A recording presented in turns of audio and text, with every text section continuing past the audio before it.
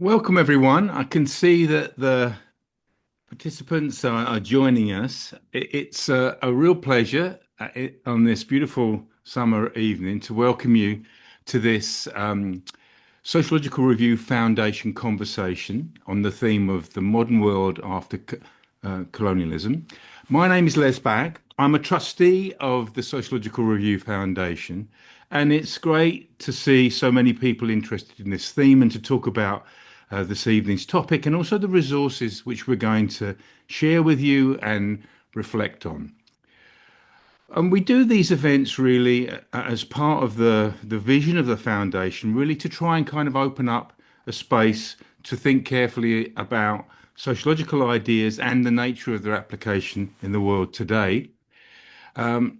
It's part of a wider agenda, really, to question taken for granted assumptions and understandings of the social world, and also to offer a platform for alternative ways to think about how the world might be.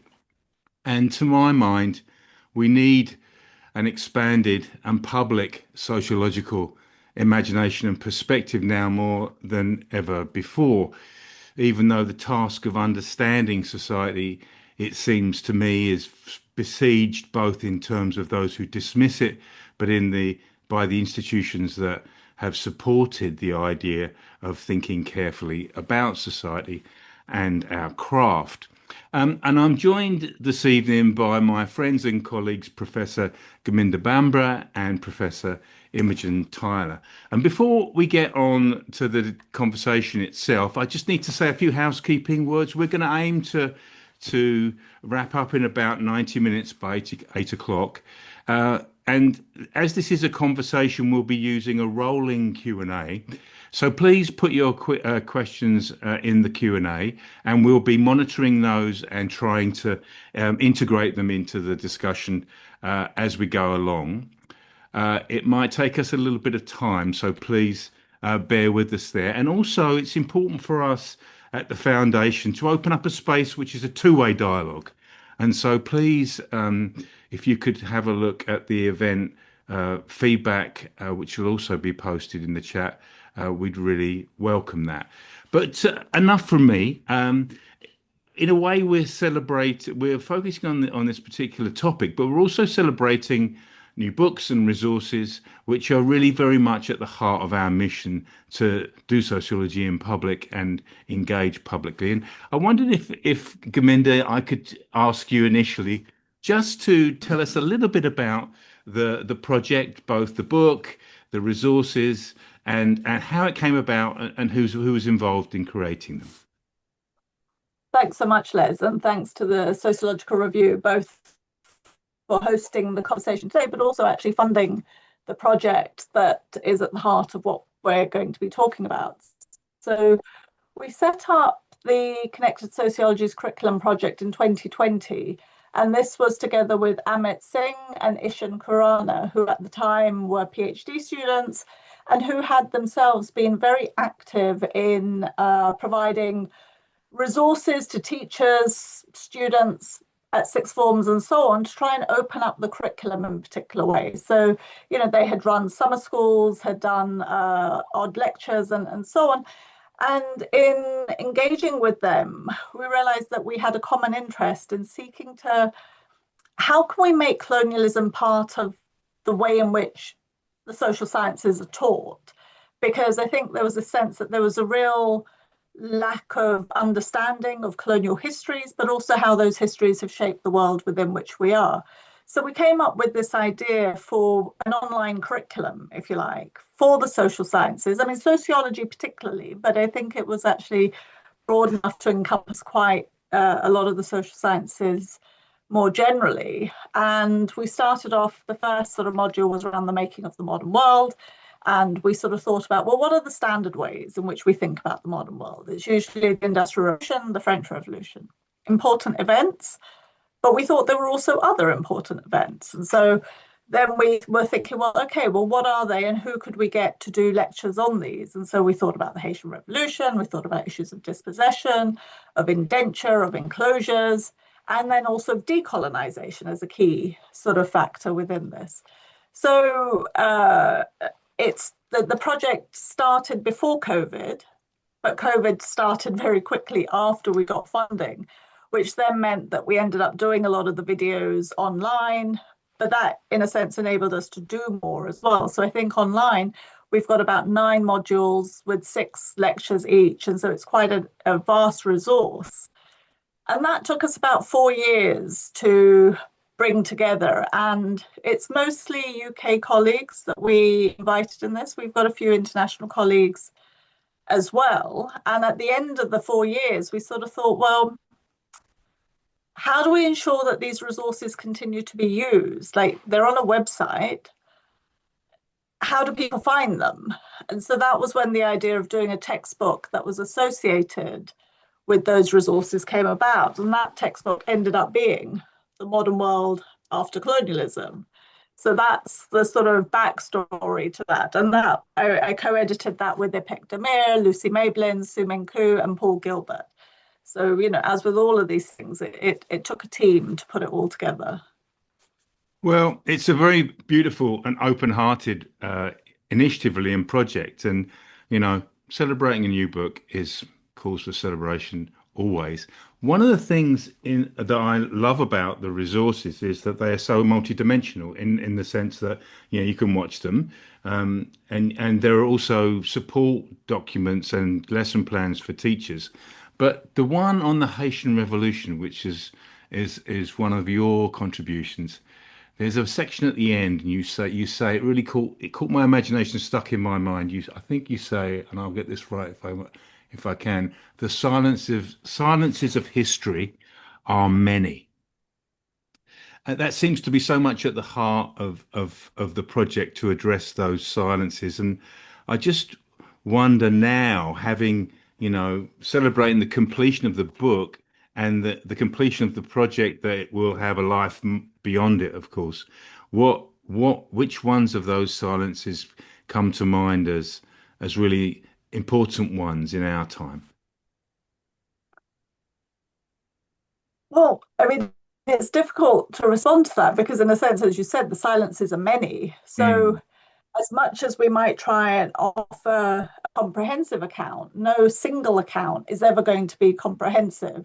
So I think always with the work that I've done, it's about opening up that space so that we can think about things differently and people can find their own relationship to what's being done and also find, well, what hasn't been done and what still needs to be done. So, for example, in terms of the multidimensionality of the resources, one of the things that we do reference both on the website and in the book is the Global Social Theory website, which was an earlier project that I'd set up. And in part, that project came about because I used to teach theory, extensively within a sociology department, together with other colleagues. And we would often have conversations about, why do all theory modules just look the same? Why do we teach the same figures, the same things? Like, why can't we open up that space to other theorists and other people who've thought about things? And one response that I'd always get back is like, well, this is what I was taught. I haven't got time to do all the prep that would be needed in order to be able to teach these different people. So I'm just going to teach what I've always taught. And in some level, I have some sympathy with that. We've all got multiple demands on our time, and it's difficult to sort of always be reading new things and integrating that.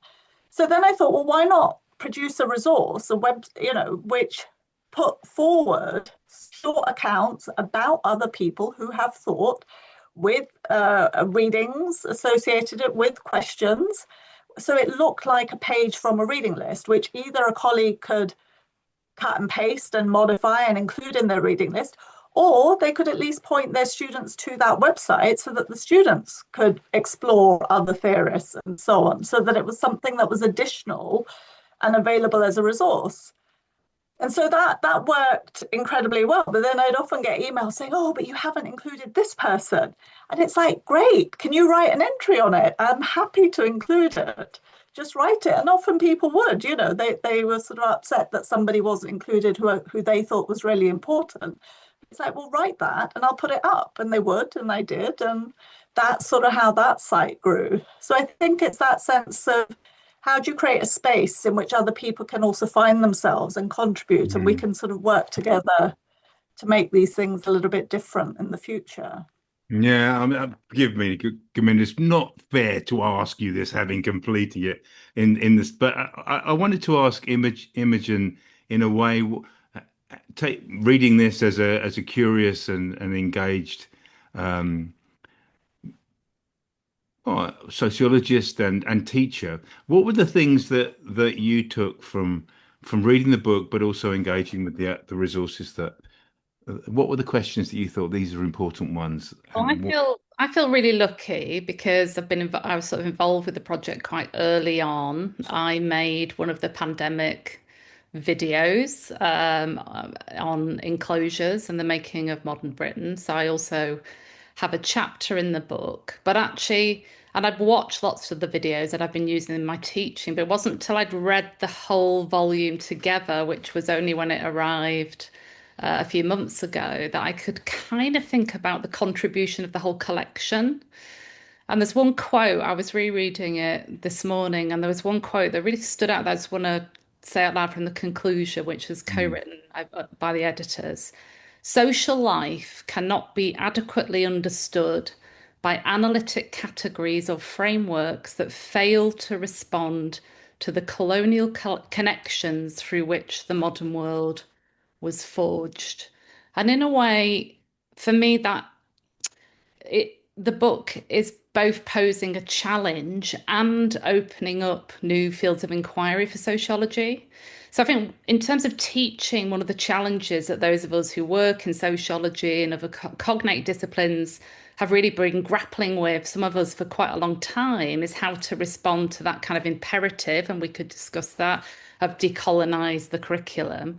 We know it isn't enough to just add in X or Y thinker in doing that, because we also know that standard accounts of modernity, the very conceptual underpinnings, theoretically and conceptually, of our discipline and the social sciences more broadly, are kind of fully imbricated in the legacies of colonial epistemologies. So what does it what how do we respond to that imperative has been one of the challenges. So in terms of teaching, I think what the book is a real game changer, and the Connected Sociologies curriculum is a real game changer. I teach social theory and been able to use those resources in the teaching. But actually reading the volume, what really struck me is it's more than just a textbook. mm, Because it doesn't just illustrate, explain, and illustrate an array of quite sophisticated and challenging theoretical concepts in a kind of accessible way, but it also, I think, really establishes new sociological research agendas and also gives us kind of vocabularies. So some of these vocabularies are really tricky, and I'm sure Gurminder has been working out how to develop them, has, in the work, and the other contributors. But how do we talk about Britain, for example? hmm Britain, British, where, whom, the what, like it kind of, so in responding to this imperative to kind of decolonize the curriculum, we actually need to pull out the rug, so to speak, from underneath what's been underpinning our disciplines themselves in responding to that challenge, taking kind of colonialism, its legacies, and its current late capitalist formations seriously, kind of really demands a kind of response on every kind of scale in terms of theory, epistemology, concepts, and also, I think, mm, methodologically. And what the book does is kind of give us lots of rich examples of how we might do that in terms of research. So I think it's setting new research agendas as well, which is, I don't think, what it was setting out primarily to do, but I actually think that it does in a number of key areas. So I'm a real fan of the book. Actually, I think it's a fantastic contribution to sociology and to the social sciences more broadly. So, like, well done to all of the kind of editors and all those who've worked on the project for pulling it together. mm. I mean, one of the things that really is striking is how limited the scale of our imagination has been in terms of the legacy of what sociology has been up until this point, and Britain and Britishness being a little bit of, being a trap in a way, and a confinement that's double-sided in the sense that it isn't attentive to those connections. I was struck by that George Orwell quote, the majority of the British working class that didn't live in Britain ever, actually, and in this colonial moment. But also, it means that oftentimes we can't really understand what Britishness is or what it's constituted by. And I wondered, Gurminder, if you could say something about scale, really, the scale of thinking. It feels like you're trying the whole impetus of the Connected Sociologies project is trying to think a whole variety of scales and beyond those confinements. Is that right, do you think? Yes, I mean, we have a very particular location in Britain and with an engagement with British sociology, but with the intention of having, because in a sense, I don't think that we can think about Britain or British sociology outside of thinking about what happens within the world more broadly, given the extent to which Britain was entangled, to use a euphemism, in much of the world. So the British Empire at its height governed over a quarter of the world's earth, the territory governed over the same amount of its, a quarter of its populations, governed over 1 in 2 Muslims at the height of British Empire. And so in that context, I don't think there's anything that we can understand about who we are today without taking that history seriously. And the difficulties that we have, I think, in terms of seeking understandings in the present, when we don't take that history into account, is that we end up with parochial, divisive arguments which pit us against each other without recognizing that actually we're all here, we're all in this room because of the connections that have brought us here. And so in that sense, whilst the book is largely focused on thinking about Britain, I mean, not solely, there are, so the environment section in particular has chapters that are looking at extraction in Latin America, looking at issues of political ecology in the context of India and the global south more generally, and so on. But a lot of the other chapters are thinking about, well, what happens in Britain? How do these histories shape how we come to understand the sociological concepts that we use to define our understandings in the present, and so on. And so I think there's a sense that Britain isn't simply a nation, it is an empire. Understanding how it became an empire and those colonial processes and how those colonial processes continue to shape our present is important. And I hope that that's reflected throughout the different chapters within the book. Were there things, Imogen, that you were surprised by? I mean, obviously you've been involved in the project throughout, but at the end, look, or taking stock now, were there things that surprised you about it? I don't know if surprise is the right word, but like that I just found really valuable reframing. So the book has got 5 sections. It begins with kind of sort of challenging the idea of the modern world from engagement with colonial histories.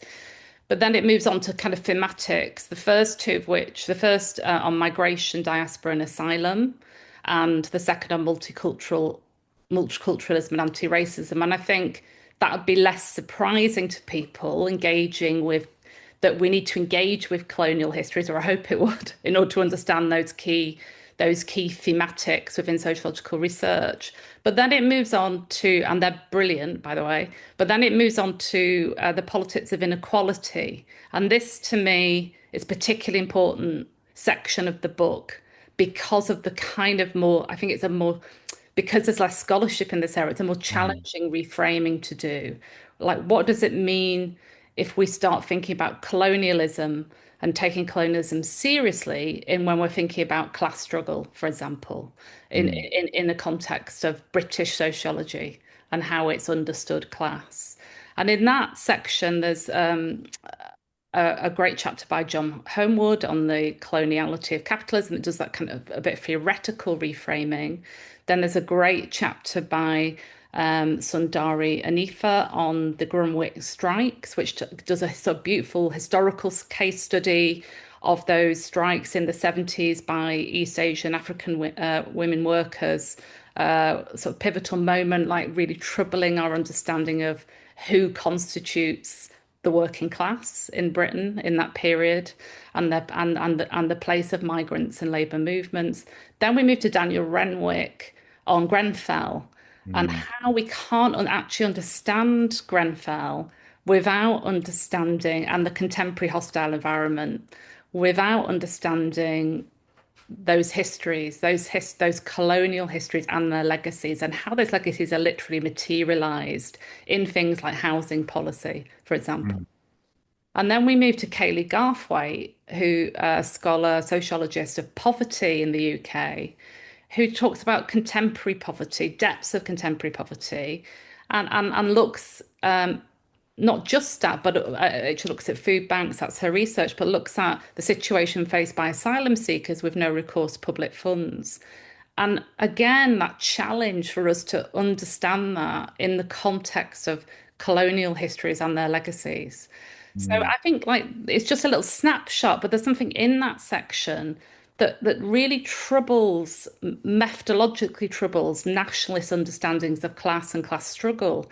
And it kind of obligates us, it sort of directs us, but sort of obligates us to reframe our understandings of capitalism and the Mm. class struggles that emerge from it through the lens of what we might want to call colonial capitalism or just colonialism. Mm. So there's something about that pierces that kind of analytic container of the state. I think there's a quote in that section that says, if we're going to think about class and inequality in Britain just through the envelope of the nation state, we're always going to come unstuck. And I think we can see that in our contemporary politics in terms of what's happening now. That one of the reasons that the politics may be becoming unstuck, or some of us believe that Mm. it is precisely because we've not grappled with those histories. We've not faced those histories, surfaced those histories, storied Mm. those histories of struggle, and that their contemporary manifestations through engagement with those histories. So Mm. that's what I mean by I think that the book for me is opening up these provocations that are opening up fields of research that kind of saying we can't talk about this topic in separation anymore from engagement with colonialism, its legacies, and its present formations. That we have to address these contemporary social issues, we have to do the work theoretically, conceptually, and methodologically of doing things differently. So Mm. that's kind of one kind of obvious section for me that as a sociologist who has worked on class and who has attempted to grapple with this stuff, it's provided me with a really helpful set of resources to do so actually. And then the last section of the book is on the environment. Now, this is an area where personally, and I know some sociologists do work on the environment, so I'm not disparaging any of that. But personally, I think sociology has kind of left the environment and climate to the geographers. It's like that, almost like that isn't our issue. And we're here. We just had the hottest May day Mm. in British records. And we are facing ecological decline. We're facing mass pollution in the UK of our rivers, of everything. You know, we know, yeah, that we are in a crisis, ecological, environmental. And that section brings in scholars from outside of sociology and actually outside the social sciences in some cases to really engage and provide, I think, sociologists with a vocabulary or the vocabularies from these other disciplines for thinking the environmental socially. So it's quite a different section than the other sections of the book, but I think absolutely pivotal for contemporary sociology in opening up the environment as a place where sociologists should be central scholars, theorists, researchers in the vocabulary that it gives us. And I particularly like Mittel. I love them all. I love Suming's chapter on plantation monocultures and the vocabulary she introduces around unequal ecological exchange. But Mittel Baru, and I hope I've said your name right, Mittel, he works in the area of political ecology, which for those of us who know is sort of subfield of human geography, but it's been the field or subfield I think that's been at the forefront of sociological approaches to the environment. And it kind of like really carefully introduces that field to sociologists for us to engage with those key issues and actually claim the environment as an area of sociological inquiry. So I really, those two sections in particular, I found personally really helpful. Mm.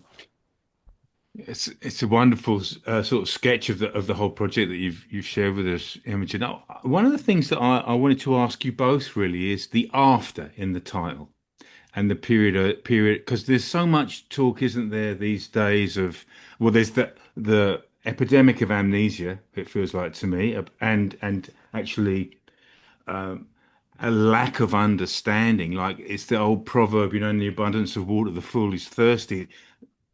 A kind of dismay or looking away from that past. But I wondered at the same time, and also the consignment of the colonial and the debates about transatlantic slavery to the past. And so I wanted just to ask you about the after, the modern world after colonialism. Is there ever an after? So I think in this context, the after is a conceptual after. So the title, it's about thinking about the modern world conceptually after taking colonialism into account. So we don't have a sense that we are in any way after colonialism. I think there's a lot of work that needs to be done and that many of the colleagues who've contributed chapters are doing anyway to point to the continuities of colonialism. But it's this aspect that within sociology and the social sciences more generally, I'd say, that we've never really engaged with colonialism as one of the foundational histories that we need to take into account when we think about the way in which our disciplines have emerged. So when we think about the disciplines and their sort of foundational histories, they are often the Industrial Revolution and the French Revolution. These are seen to be the revolutions that bring into being the modern world. And that frames the way in which we study politics, the way in which we study economics, the way in which we study sort of anthropology is somehow an anthropology of the it's the pre-modern who become the object of study of anthropologists, and the modern are the object of study of sociologists. But even that divide itself, even though it's predicated on colonialism, is just naturalized as being pre-modern and modern on the basis of events that happen in Europe without taking those other broader events into account.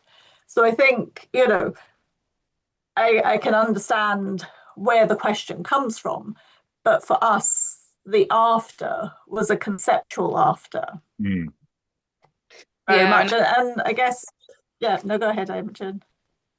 Yeah, I think that, and it was bound to be a question. Let's face it, look at what's happening around us in the world. We're not in an after in any political sense, of course, but I think definitely in the chapter contributions themselves, they're very much about what are the key sociological questions and themes of our time, and how have they been determined and are entangled with. So it's about continuities and discontinuities. But the chapter that springs to mind as you're speaking, Gurminder, is Joe Turner's contribution, Making Love, Making Empire, and which is a chapter about the colonial imposition of enforced patriarchy, heterosexuality, bourgeois family norms on colonized peoples.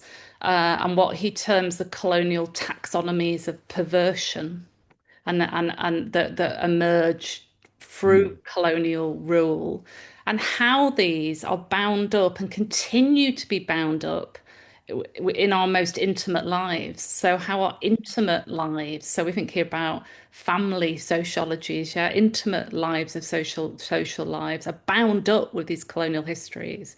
And as I was reading Joe's chapter, I was thinking about the current levels of violence against queer and trans people in Britain, and how engagement with those colonial histories really helps us understand some of what's when we get these eruptions of backlash and violence, wherever they occur within the British Isles or elsewhere, how often though, and new penal codes and new forms of criminalisation, how often they're bound up with or they're replaying in a new version of some of those legacies of those colonial gendered and sexual codes that are in. So it just struck me that the book is such a contemporary volume, even though that engaging with colonial histories isn't about surfacing those histories in order to say we've faced them.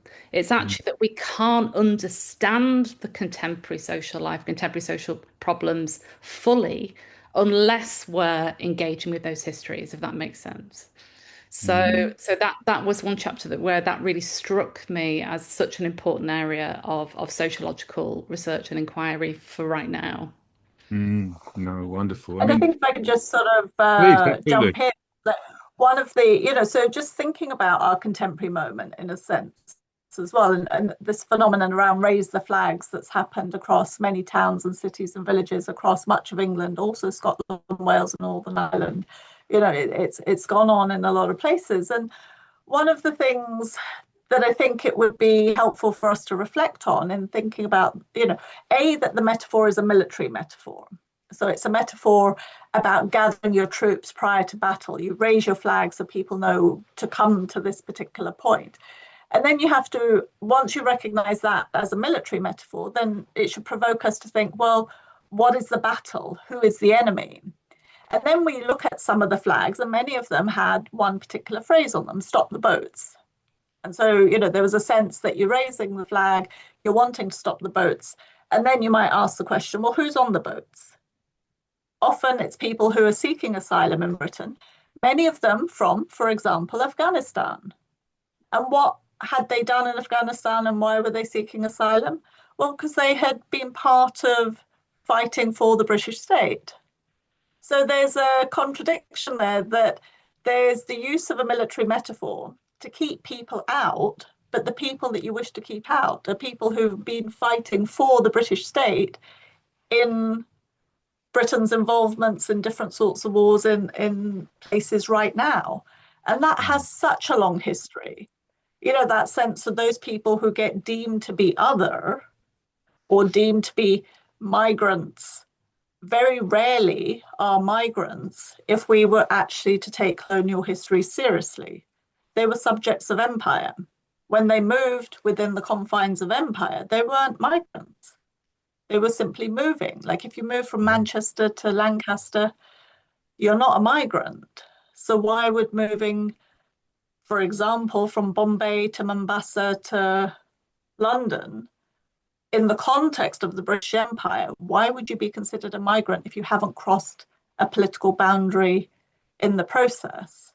And so I think, in a sense, what the different chapters do is, even though none of the chapters in here are addressing raise the flags, because that came after this was already published and so on, but hopefully in drawing attention to those connections, those colonial histories, the way in which it shapes our current context, it provides us resources with which we could reflect on that in a way that isn't seeking to condemn or to sort of start from that position, but seeking to understand and then make available alternative explanations for us all to be thinking with.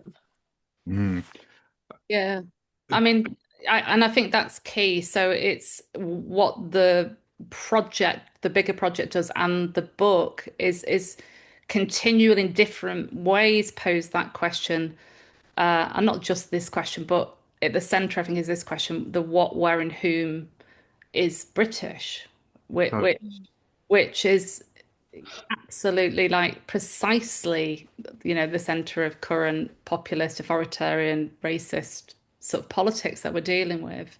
And actually, we can't answer that question, both either as sociologists or in terms of our engagement with publics, unless we engage with, teach, listen, reflect with and as you know, Les, I mean, it made me think about your work on the world in one street, yeah. You're really careful ethnographic sort of work that precisely does similar type of work, and in a way that would have fitted well into this collection as a kind of approach precisely to engagement with these histories, but through ethnographic sociological craft in terms of your methods and in your case. So, Well, but they're key questions of our time.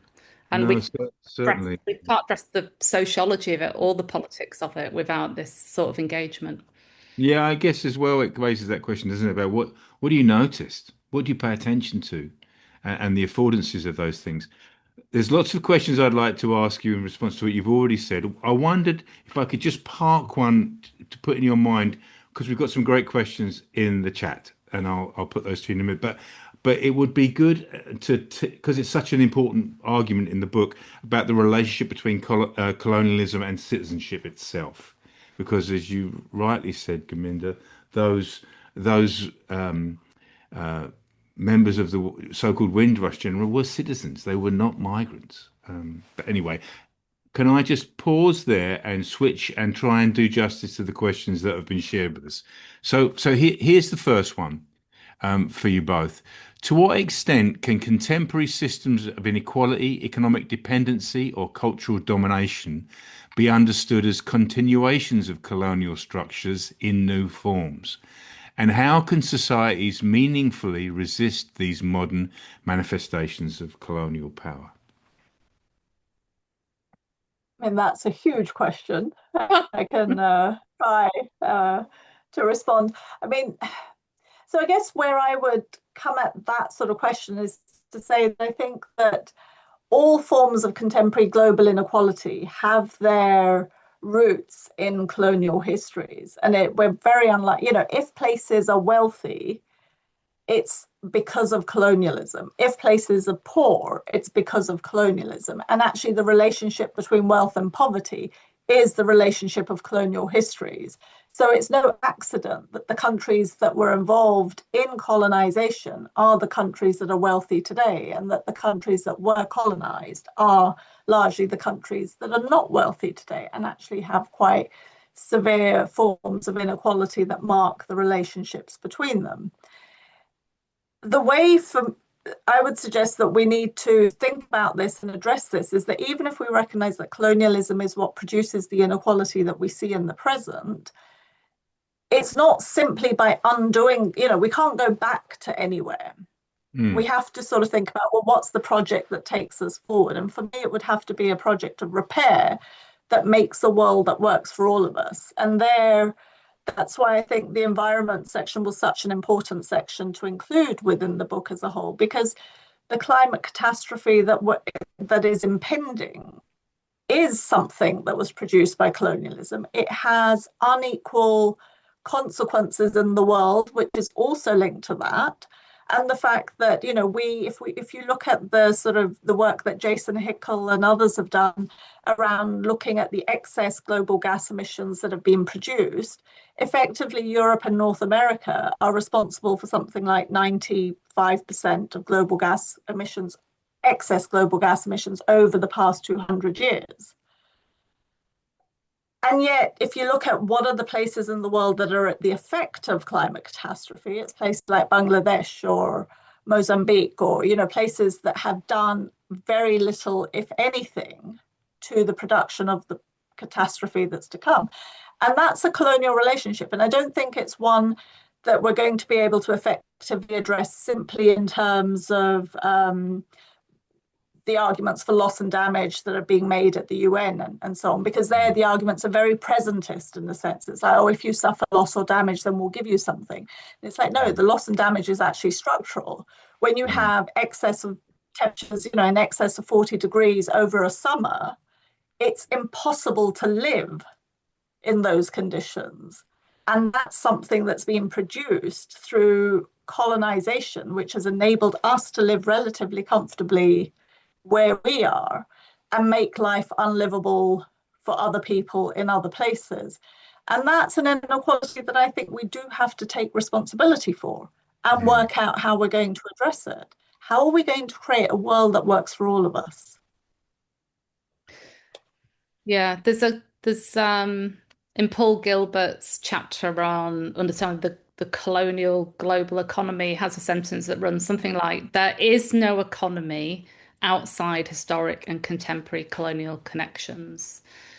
And I suppose that, in a way, if you take that statement and then think it through, not just in terms of those differences of massive, unequal global differences in terms of wealth distribution, for example, or climate impacts, but also in the interior. So if we return to Britain itself and we look at, as in the British Isles, and we think about the uneven development and within Britain itself, which plays out today in regional inequalities, particularly in post-industrial areas, in terms of pollution, in terms of premature death.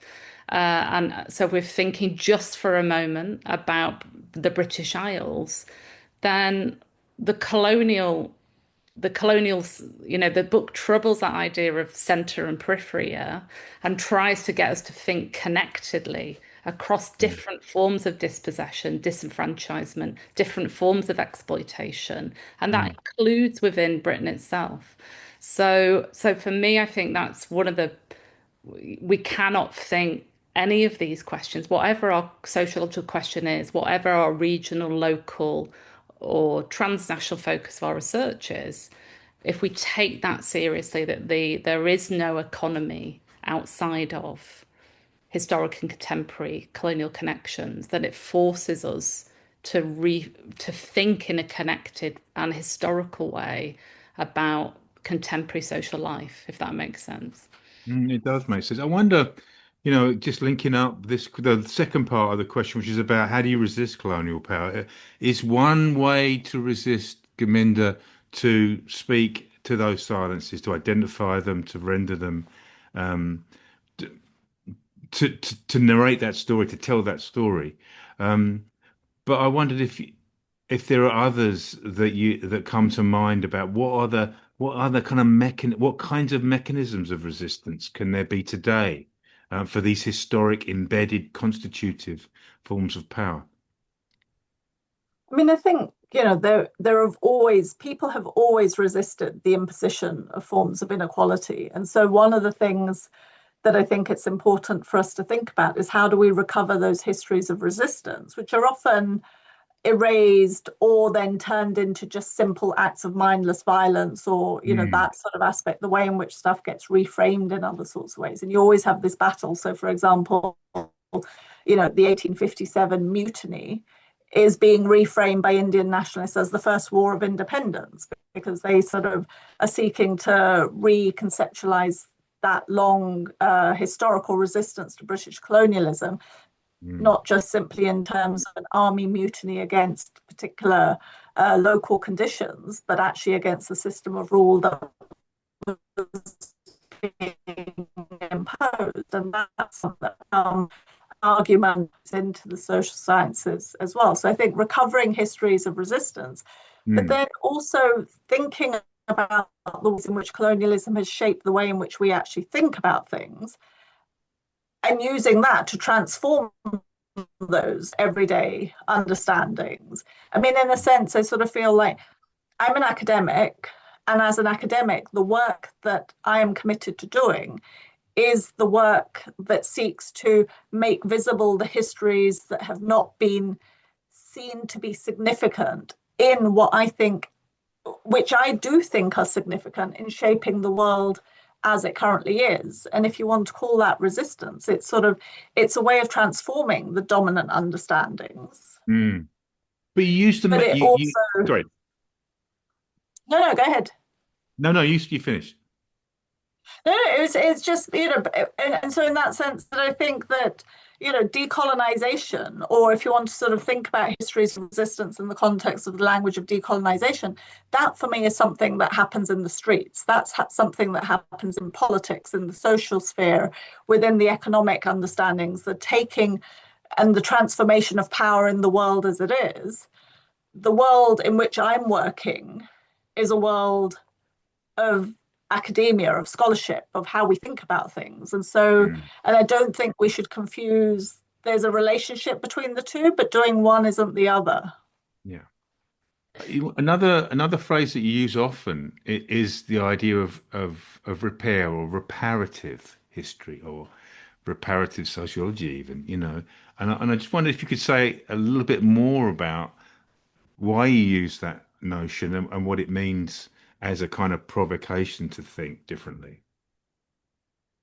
So, and I use it quite deliberately because I think for me, it's not about seeking to recover something authentic or about denying what is. It's about a recognition of the situation within which we find ourselves in, a situation that I think is deeply problematic and I think does need to be repaired. We can't wish ourselves out of it. I don't believe in this idea of utopias and that we'll create a new world somehow.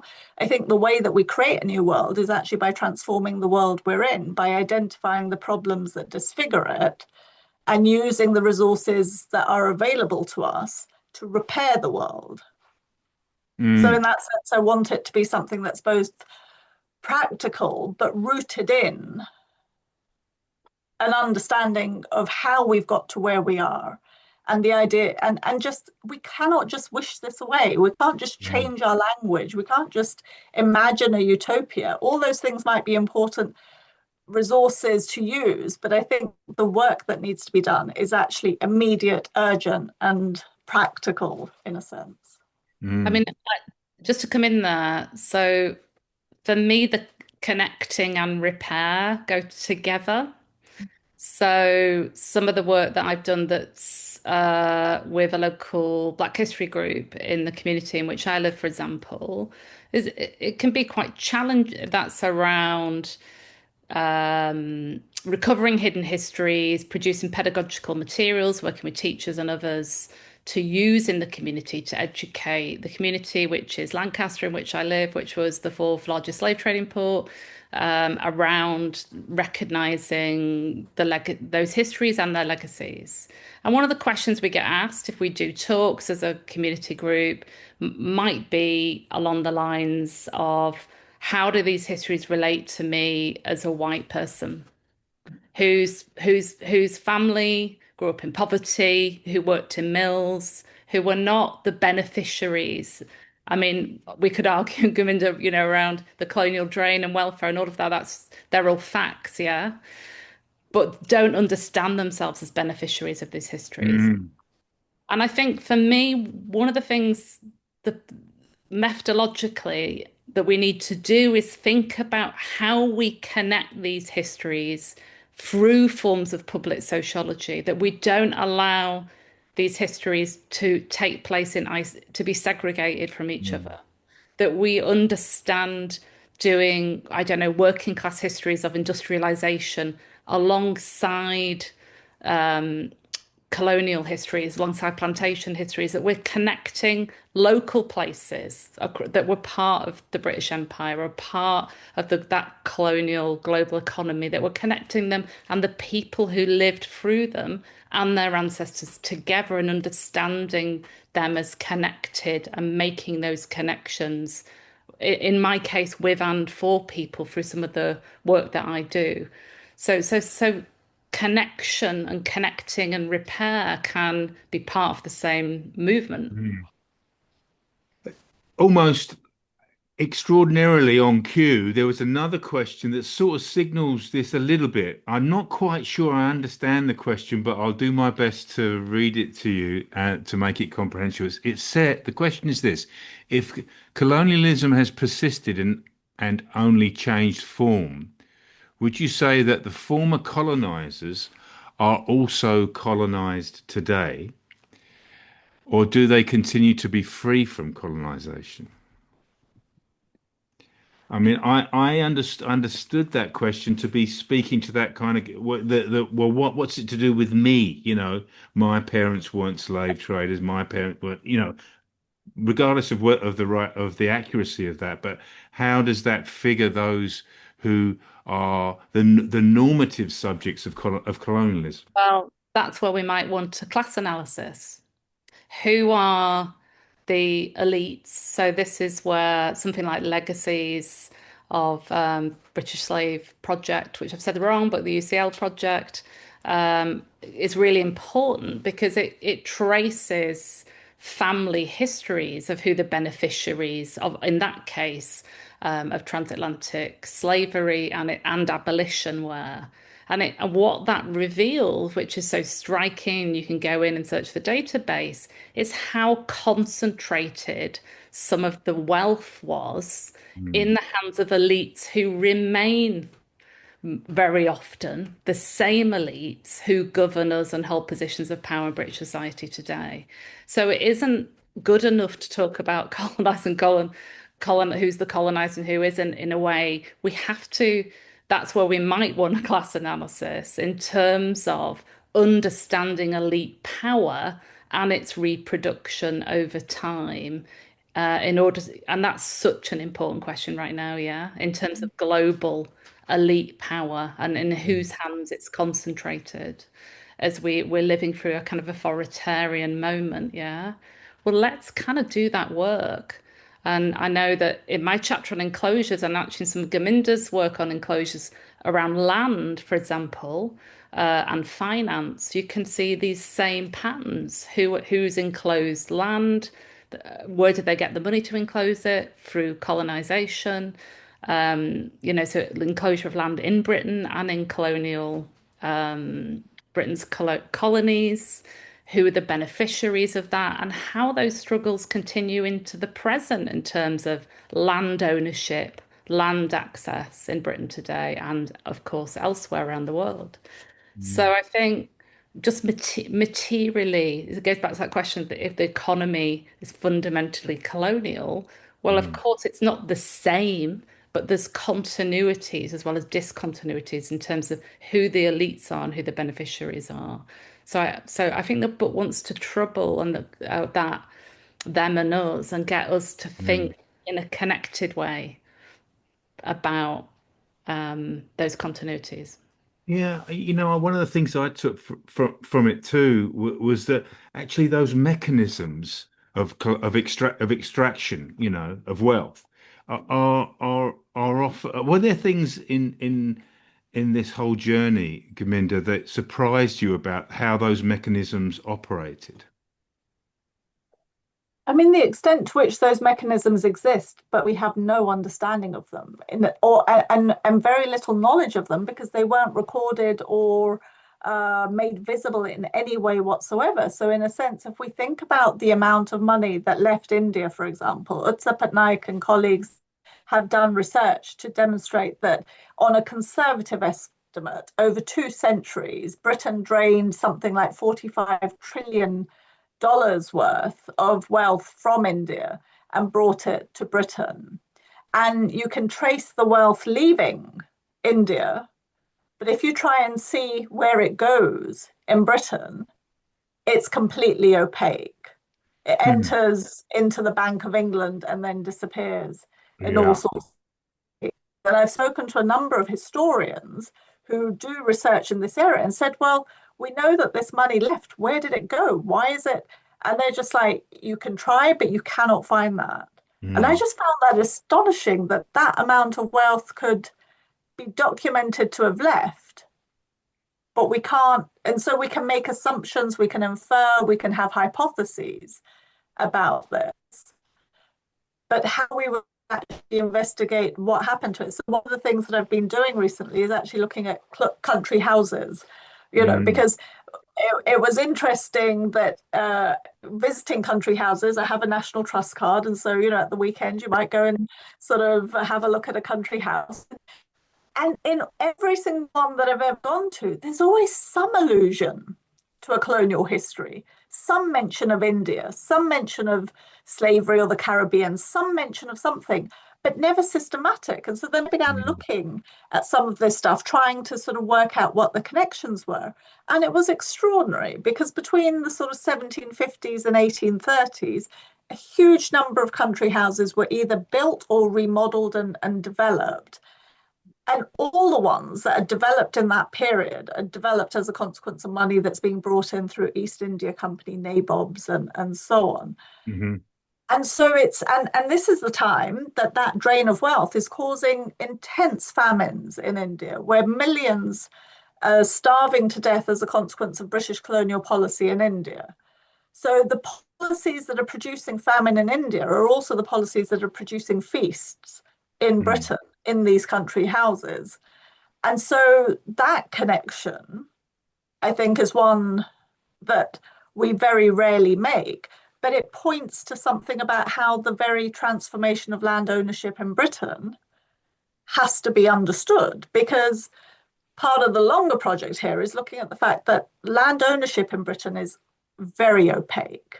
You know, Hmm. we have the Domesday Book in 1086, we have the Return to the Owners of Land in 1870, and after that, we have no accounting, systematic national accounting for who owns the land. It just becomes hidden. So there's And why does it? this hidden opacity to these Mm, mechanisms of extraction too. But where do you think I mean, I love the prospect of you wandering around the National Trust um, properties of the land looking for clues. But where else might for students or for teachers, what other where might they look for the traces of these processes in terms of clues? museums, art galleries. I mean, I just always found it astonishing where, you know, people would always talk about, oh, Europe is white. That's what we know about Europe. And yet you go to the National Gallery, you go to every, you know, every sort of gallery which goes from the 1800s, 1700s, 1600s, and so on. The people who are depicted in these paintings are not only white. So European cultures were aware of other populations for a lot longer than we assume within our understandings. You know, so we have these very insular models of culture, of state, of nation, that we just sort of stayed within these boundaries. We never connected with anybody, we never mixed. And now, isn't it terrible? Globalization has caused us all to mix, and no one asked us if we wanted to be mixed. And so it's like that just goes so contrary to the history that are represented Mm. in that sort of, you know, so in a way you can just walk around But and not just open your eyes to different sorts yeah, of I totally things. agree. Not, but also in the natural environments, yeah. If I walk around the park over the road from me, yeah, I look at the trees and I've got one of those apps. And if you look at the trees on the apps, you soon discover the trees are actually a Victorian collector's trees of trees from all over the empire. Yeah. And then you think about the food that we eat. You think about, then you go up to the Lake District and you start thinking about all the stone walls and the sheep and like there is nowhere you can look in Britain, I don't think, whether it's a landscape, a natural environment in terms of what we eat or how, or the ways in which, as one of the chapters points out, how we organize our families and intimate lives, to the everyday material culture and the environments in which we live are a legacy of these histories. But I think Mm. it's like the botanical garden would just be a great example of Yeah. where to go to start thinking about those questions. In fact, the Mm. idea of the garden, as in the bourgeois private garden, it is a beautiful example in terms of like collections. Anywhere there's a Mm. collection, I guarantee you there's been money and wealth, which is imperial and colonial connections. I want to read you another question in a minute, but I mean, the thing that strikes me listening to you is something that I think about often is that admitting this broader attentiveness makes the world a more interesting place, perhaps a more deeply damaged place, but also can give us an alertness to make the things that are so close to us more interesting than they appear. I don't know if that's anything if that makes any sense at all, but it's something that I'm constantly amazed by. Exactly the trace of, the British Empire in the bungalow in suburban Yeah. Glasgow or London or any of the big Even the very term bungalow is an Indian term. It's not totally. English. Yes, Oh, indeed. you Anyway, know, and I remember walking through Edinburgh and walking through cemeteries, and that's also fascinating because particularly in Scotland and particularly in Edinburgh, you walk through these old cemeteries. So many of the graves have connections to India because so many of the civil servants who administered empire came from Scotland because after the union of England and Scotland, it was incredibly difficult for Scots to get access to Westminster. The only way they got access to Westminster was first by doing a term in the colonies. And so yeah. you have this huge circulation. This is stuff that Linda Colley has written about, that the making of the very idea of Britain Mm. isn't something that happens in Britain. It happens in the colonies because that's where people come to recognize themselves as Britain, and they construct the idea of Britain outside of Britain in order to come back to Britain. Well, So I just find that fascinating. you tempt me very much to follow that, but I feel we should honor the question that's been sent to us. So here it is. It's quite a long one, so I'll do my best to read it as clearly as I can. So the question is, how do you think people who take colonialism seriously can talk to others about this topic, especially when there are no direct colonial relations? For example, when I was talking to someone about refugees fleeing Syria in the context of Japan's very strict asylum system, they questioned the importance of colonial dynamics in the global regime of immobility because had been no direct colonial relationship between Syria and Japan. But I assume people would understand that there had been direct relationships between Japan and Korea and China, and that Japan's imperial entanglements in that part of the world and more broadly, and it's sort of pulling up of the barriers after the end of the war, where in a way, they didn't wish to allow immigration into Japan, is part of the history of why Japan looks the way it does. So I think, that obviously we're located in Britain and in Europe. I'm talking about the three of us particularly.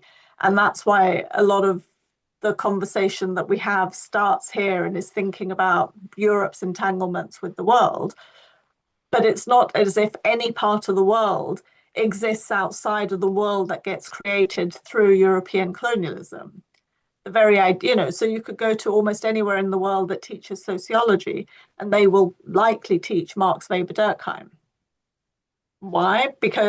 Not because Marx Weber Durkheim is indigenous to them, but because one of the things about colonialism is not just the colonization of territory and its materiality in that way, but it's also the colonization of how we know, Yes. the epistemologies. And those come to be universalized, even if not everywhere has that direct relationship.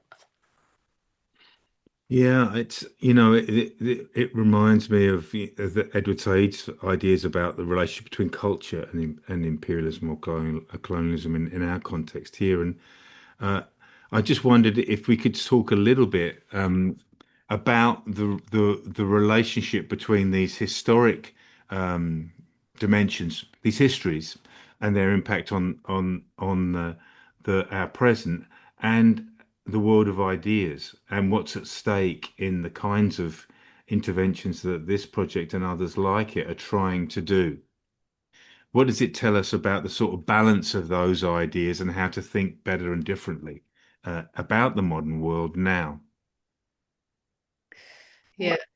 I'm just reflecting a tiny bit on the last question still, because there's something about that's really difficult that question's trying to say about how do I engage others in this kind of work in my everyday life. Hmm. So I'm thinking like, how would I have this conversation with my dad? Or, about, I don't know, his very indigenously Lancashire family. Yeah. But one of the things I did when I did my dad's family history is I actually discovered all these connections to Cornwall. And then I discovered that due to land enclosures, all the Cornish miners had to go up the coast to find jobs in mills in Lancashire. And some of them went to Australia and some of them went to Northumbria.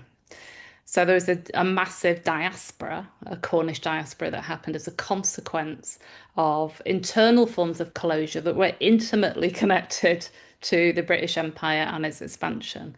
So I sometimes think that family, I'm not saying this is with a family member, but there's sometimes ways in which, in hearing that question and trying to listen to it and trying to translate these questions around the coloniality of capitalism and their histories in Britain. And I know they weren't talking about Britain, but there'd be a million examples as to how you might do this. It's something about telling it can be helpful to use those kind of more genealogical types of methods to Yeah. tell a family story, a historical story about how we've all in our lives and family lives are products of these colonial histories. Mm. So there's something trying to listen to that, because I think that's one Yeah. of the things that I grapple with in my work, working with colleagues in the community around doing Black histories in a very white place that doesn't seem to be connected to those histories. It's like, how do you listen to those questions and kind of make sense of them for people? So sorry, Les, because I No, didn't. no, no. I think that that was why I asked you about clues, where to look for clues. I think that's exactly. No, it's well made. I mean, there's another question of clarification as well, Gurminder, but maybe before we talk about the sort of state of the world of ideas and why these things matter, which might be a clearer way to ask the question that I was trying to find. And it's about just for a clarification. So somebody's written in the chat, please could Gurminder repeat the author she mentioned when discussing the making of Britishness in the colonies? Was it Utsa Patnaik? No, I think it was you just talking about it, Linda, Linda Oh, Linda Colley. Colley. Yeah, I think it Colley, was. who Yeah. wrote the book. There were two books that she did which addressed the making of Britons, and one was called Britons, and the other one was called Captives. Yeah. And just on that, I mean, and the sort of question that you were just raising now, Liz, there's also, there was Tom Nairn, given that you're in Scotland, and his whole, the breakup of Britain. And there was this sense that, if Britain was forged in empire, what happens to Britain when Britain is no longer part of the empire? And we can see how that played out in relation to the Scottish referendum and the Mm, continuing arguments for independence and so on, yeah. that are now also gaining more traction in Wales and so there is this sense that it was empire that gave Britain its coherence. If we don't have empire in the same sort of way, what makes Britain a coherent entity, given that it created its sense of itself by going outside of itself, not Mm. developing itself internally? No, indeed, and it's something that, is very close to home for me now in terms of both that question of what does it mean, but also the affordance of all these kind of connected sociological understandings to, you know, one of the most popular and beloved streets, Buchanan Street, which is this beautiful hill that goes up from the Clyde and rises to now where the concert hall was. Buchanan Street's named after Andrew Buchanan, was one of the richest plantation owners. It was also the street in which the South African embassy was based at one point, which local Glaswegians involved in the anti-apartheid movement lobbied for it to be changed to Nelson Mandela Place. So the South African embassy had to change its stationery at the time when Nelson Mandela was in an apartheid jail. So all of these struggles are very close to home. But we filled our time as I knew we would. But I just wondered if we could sort of come back to the taking stock, really, I suppose, about where the project is and how what you hope for in terms of both the teaching of sociology and sociological ideas, but the sort of what's at stake in the world of ideas, and how it's shifting and how you feel about that. I mean, I think one of the things that often comes up in conversations is how do we make a difference in our teaching, and how do we sort of encourage people? I mean, or let me put it another way. I remember doing a lecture, to undergraduates one time and talking about colonial histories, their legacies, the way in which they shape the modern world, and so on, and using historical examples to talk about this. And then a student comes up to me at the end of the lecture and she sort of says, but what were the British doing in India? And it's like, well, yes, that's sort of partly the point, but it's this sense in which these histories are so missing from any way in which the curriculum engages with what the history of Britain is. So we do the Tudors, we do, William the Conqueror, etc., and so on. But we very rarely do British Empire as part of the history of Britain. It might be taught as something separate, but not as part of our history. And so this is a resource really to try and see, well, how could we transform sociology by taking these other histories seriously? And what does that then open up? So in a sense, I see this as a stepping stone to the work that is to come, that doesn't have to make the argument for taking those histories seriously, but starts from that as the foundational basis from which to go out and do other things. So I hope that happens, and I'm excited to see what does come out of that. That's a wonderful reflection on the opportunity that's before us too, as well as a reckoning with the past. Well, do you have any thoughts about the state of things now, Imogen, regarding all of these issues? About the band Kneecap. Indeed. Who I love, even though I may be a little old to be an official fan. They are on my playlist. And how, in a way, what we can see, not just obviously in Kneecap, but in lots of rap, grime culture, in popular culture, we see music, in art, young people are addressing these histories and their legacies, and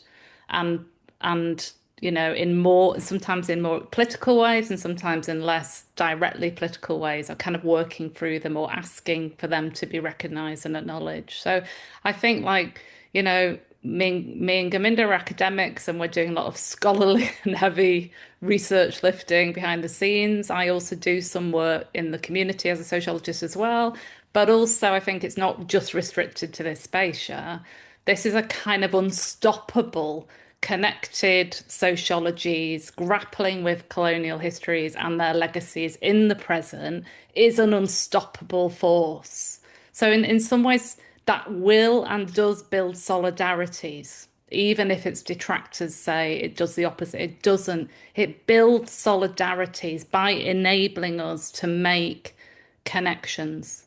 So I think it is a kind of force of social change in itself. So, we've got a job, if we work inside a university or a school, to kind of work out how to educate the people we have the privilege of working with around some of these in our own disciplines, and in this case in sociology. But it's unstoppable. You can't put it back in the can. That's my view. Yeah, wonderful. I wonder if we could say a few things before we close, and I've got some thank yous and some other housekeeping to do before we end, about how to access the resources. I know you're going to be carrying some copies of this book into your next school visits, and there you go. I can see you reaching for it. But I think one of the things that I think is an open-hearted aspect of this whole endeavor is how much of it is free to anyone with an internet connection, basically. And I just wondered if you could say a few things within this sort of spirit, Gurminder, of like an invitation to those who are with us still, about how to access them, and any guidance or recommendations you would make. How to use them. The Connected Sociologies Curriculum Project website, which I guess we can put into the chat, but if you Google Connected Sociologies, that's always the first link that comes up. And that's entirely free, and that's got every video that was done. And I think we've got something like 90 videos across the different modules that we've got that are available for free. There's links to readings. Many of the readings are freely accessible, but sometimes journals have paywalls, and so there might be an issue there. But then there's questions and links to other sorts of resources as well. So hopefully there's a lot of material on that website. The textbook is something that you would have to purchase, but many university libraries are purchasing it, and then it's available online through library access. You can access the individual chapters and so on. And just, I guess, really just want to thank the Sociological Review Foundation again for making the resources available for us to produce the material, to produce the website, the videos, and so on, and then for ensuring that that keeps it free and freely available to everybody so people can access it from around the world, so long as you've got an internet connection. Mm. I mean, I think that's so true. I think I just going back to the beginning of our conversation, I do think, we live in a time where understanding is besieged, and where hateful certainties circulate. But also, you can follow the work of the foundation through the social media accounts which are being shared. You can visit the Connected Sociologies site. So, and I think in lots of ways, I wonder what you think about this just as a final thing, as much as the forces of that are against an honest confrontation with the kinds of experience and pasts that you're inviting us to think about, as strong as those are, it feels to me that I can't think of another time where there have been more opportunities to access and learn from these kinds of resources. The podcast series also, which is connected to the work of the foundation. And I wonder what you think about that, the sort of balance of both the forces that are gathering to suppress some of these discussions, but also the opportunities in our time. Imogen, do you want to? Yeah, I mean, I suppose teaching in a university classroom, what I'm struck by is how the first for this, for precisely these approaches to doing sociological thinking, critical thinking, a desire for critical thinking. I think the challenge, as we all know, is how to teach young people or the people we're working with how to differentiate between different types of information in the kind of context that we're in, the mediascapes, the AI environments, etc. But I think, we'll find solutions to that. But I do think that what I find really hopeful is that absolute desire that I see in the predominantly young people that I teach, for understanding, to develop critical understanding of the world that we're in, that they're in order to, imagine futures for themselves, to make futures for themselves. So there is something for me in that that's hopeful. And I also think sometimes in the backlashes, it's kind of like, well, what they're so scared about us knowing, yeah. It's like Gurminder talking about that colonial drain of money and where it's gone, and was starting to do that deep scholarly work and some of that historical and sociological work and tracking wealth and where it was then and now. That seems like really important work, yeah. But it's a work that some people might not want us to do and to make public. So sometimes perhaps the response, the backlash, the repression might also actually be because of the scale of the movement of change that we are going through. That's one hopeful way that we might look at it. And I think Yeah. that aspect of providing resources, it's not like there's any sense that anybody has to think about things in any particular way, and there's no sense of blame or shame in relation to this. These are our histories, these are what shaped us, and if we don't know about them, we can't understand who we are. And so, how can we provide resources that enable people to reflect on those questions more effectively? I think that's the key thing. Yeah.